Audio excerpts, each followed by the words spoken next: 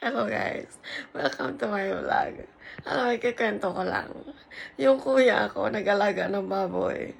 Sa dami ng baboy niya, mayroon siyang isang baboy na pinanganak na hindi siya normal. Nakita niya yung baboy.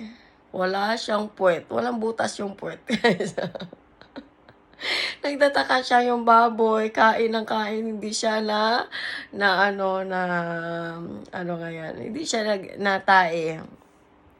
Ginawa ng kuya ko, yung ginawa ng kuya Junjun ko ay, kinuha niya yung kutsilyo, binutasan niya yung puwet ng baboy.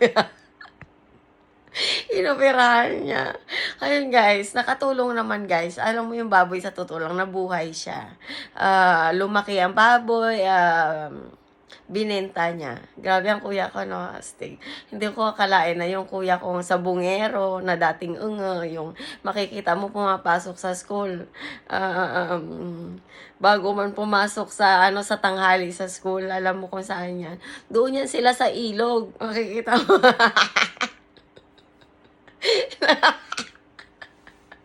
Diyos ko, natawa ako. Makikita mo sa ilog yan sila naliligo. Babae, lalaki, nakahubad. Babalik yan sa school, may punishment na yan. Ang iba dyan nakaluhod sa buhangin, sa asin, or may bit na, alam mo yun, anong tawag doon? May bit na mga libro. Nahihirap.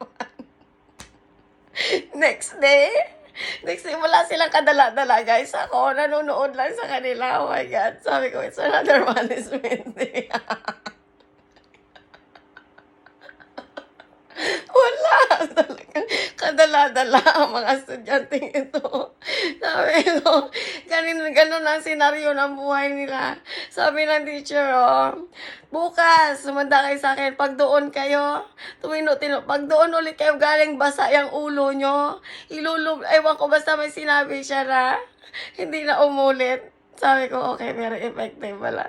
Ayun nga, yung kuya ko. Grabe na, yung kuya ko, very talented. Nag-uopera ng puwet na baboy.